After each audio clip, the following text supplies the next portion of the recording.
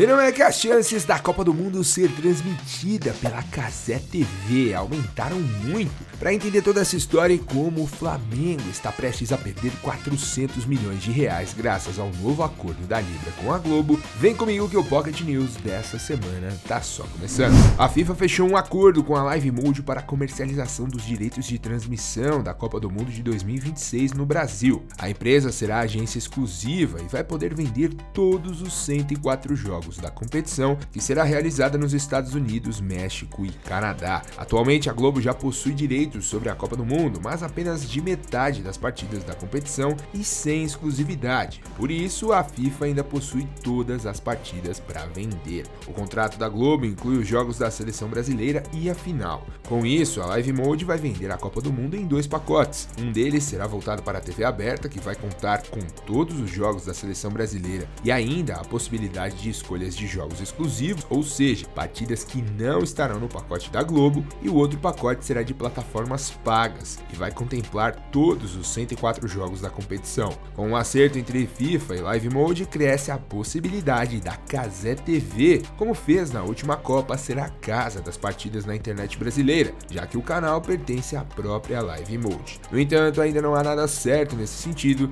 já que outra plataforma pode se interessar e pagar mais. É claro que discutir transmissão ou não de Cazé TV na Copa de 2026 ainda é mera especulação, embora seja algo que possa até ser encarado como natural, uma vez que a Live Mode está tão envolvida dentro desse processo todo. Agora, o que eu gostaria de olhar e que eu não vejo muita gente comentar é que vocês pararam para prestar atenção de que a Globo não vai ter, pela primeira vez em muitos anos, exclusividade dos jogos da Copa do Mundo em TV aberta. A Globo só tem metade dos jogos, todos os jogos da seleção brasileira, a final vai também ser na Globo, mas de repente uma semifinal a gente pode ver com exclusividade em outro canal de TV aberta. De repente, será que a SBT manda o Cléber Machado direto para a Copa do Mundo se fechar, coisa que a Globo não fez na última Copa? Seria curioso. Será a Record? Será a Band? A questão é, uma TV aberta vai ter importantes jogos, todos da seleção também, mas vai ter exclusividade em jogos importantes. Então a gente vai se ver diante de uma situação de estar vendo Copa do Mundo, um jogo super importante, e não estaremos ligados na tela da Globo. Isso é uma quebra de paradigma, de um monopólio que, recentemente, agora me perguntaram lá no Instagram, eu respondi uma caixinha de perguntas se eu achava que o monopólio da Globo ia voltar. E casos como esse mostram que esse tipo de coisa está cada vez mais longe de acontecer. A cada tempo que passa, a gente deve se dar conta de que os direitos devem cada vez mais se dissuadir entre várias empresas.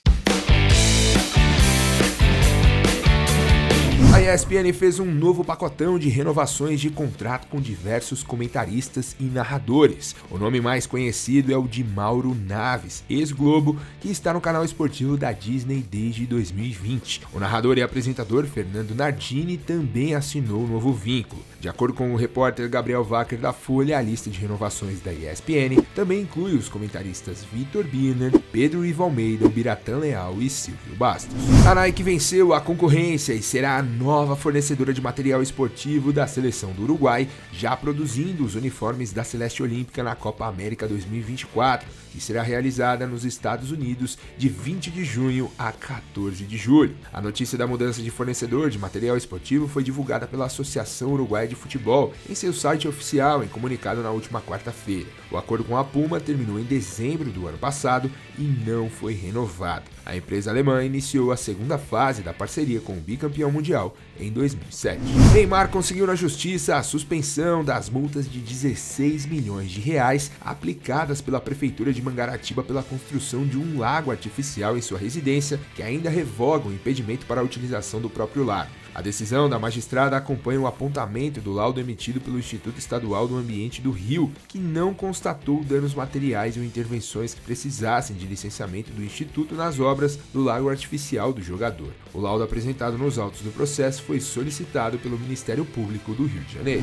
Galvão Bueno vai comandar um novo reality show na Globo. Foi marcado para a primeira quinzena de maio o início das gravações do programa, que será uma competição para descobrir um novo narrador para atuar na emissora. Os competidores enfrentarão desafios de locução e convivência uns com os outros. O nome do programa ainda está em definição, mas o que se sabe até agora é que a disputa contará com 15 narradores novatos selecionados. Galvão Bueno atuará como apresentador, mas terá a companhia de um júri e de narradores conhecidos para julgar as provas feitas pelos competidores e escolher o vencedor do programa. O projeto terá exibição multiplataforma na TV aberta e no streaming. Você sabia que Corinthians e Atlético Mineiro estão entre os clássicos interestaduais mais equilibrados do Brasil? O confronto alvinegro, que inaugura as transmissões da TV Globo no Campeonato Brasileiro deste ano, já foi vencido 43 vezes pelo Corinthians e 39 vezes pelo Galo, além de acumular 29 empates. O último duelo aconteceu justamente no palco deste domingo, a Neoquímica Arena, no dia 9 de novembro de 2023. Na ocasião, os clubes empataram em 1-1. Até numa final de Campeonato Brasileiro entre os dois, o duelo foi mega equilibrado. O Corinthians de Oswaldo de Oliveira se sagrou campeão sobre o Galo de Humberto Ramos no saldo de gols apenas na terceira partida, que terminou empatada por 0-0 em 99. Mas e nesse domingo, quem leva melhor? O Timão, que está em total reconstrução com Antônio Oliveira, ou o Galo, que conta com um elenco caro comandado por Gabriel Milito? Você pode assistir a partida na tela da Globo ou via Premiere com o menor delay do mercado, se tornando um Zapner, isso mesmo. Com a Zapping você assiste ao Premiere com menos delay do que o próprio Globoplay. É claro, não se esqueça de usar nosso cupom FUTEBOTECO20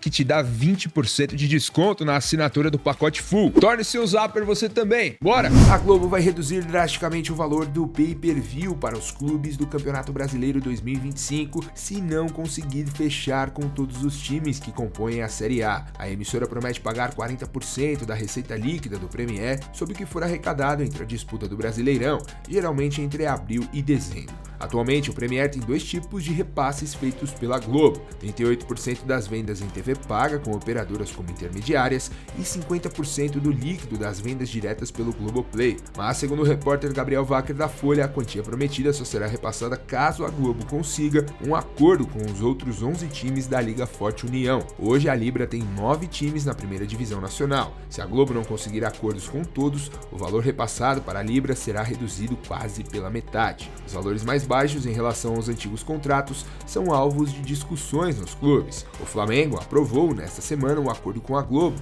mesmo após enfrentar forte resistência de sua oposição ao presidente Rodolfo Landim. Estima-se que o Flamengo vai ganhar 400 milhões de reais a menos em relação ao antigo acordo. O fato curioso é que Landim culpou a lei do mandante, que o próprio clube fez lobby no governo Jair Bolsonaro para ser sancionada. Bom, vocês vão se lembrar que o grande nome por trás da MP, que ficou popularmente conhecida não à toa como MP do Flamengo, foi o Rodolfo Landim, naquele lobby que ele fez junto ao ex-presidente da República, Jair Bolsonaro. E foi um tiro no pé gigantesco que o próprio Rodolfo Landim deu, um tiro no pé não só dele como do próprio Flamengo. Tudo o que aconteceu com o Flamengo depois disso, em termos de direito de transmissão, foi ruim para o próprio Flamengo. Uma que implodiu o Campeonato Carioca, vocês vão se lembrar, o Flamengo pleiteava mais, vendeu seus jogos sozinhos, isso fez com que a Globo largasse o campeonato, acusasse quebra de exclusividade, e então o Campeonato Carioca nunca mais conseguiu render o que rendeu antes em termos financeiros, e todo mundo do futebol do Rio de Janeiro se prejudicou, inclusive o próprio Flamengo, na contramão do Campeonato Paulista, que todos os paulistas unidos fizeram um campeonato ainda sem a Globo muito mais rentável do que era antes. Esse foi o primeiro tiro no pé, e o segundo tiro no pé vem agora, porque com a dissidência desses dois grupos que tentam formar uma liga do futebol brasileiro, o outro grupo que hoje tem 11 times na Série A, veja só, tem 11 jogos do Flamengo no próximo ano para negociar. 11 jogos do Flamengo porque ele hoje tem os direitos do mandante, eles não precisam da anuência do Flamengo para isso. Então isso dá total poder para uma dissidência, dá total poder para o outro grupo, e quem se prejudica com isso? O próprio Flamengo, que pode deixar de arrecadar 400 milhões de reais que recebia do pay-per-view, porque a Globo, talvez, se ela não conseguir os direitos do Forte Futebol, ela não tenha os 20 clubes para passar no seu Premiere. Ou seja, foi uma medida que o próprio Rodolfo Landim buscou e que hoje só prejudicou o seu próprio clube. É impressionante. E aí, concorda com o Rodolfo? Comenta aí e deixa o seu like para fortalecer o nosso trabalho. E se não é inscrito, já sabe, se inscreva aqui no Futeboteco para não perder nada. Um grande abraço e até semana que vem.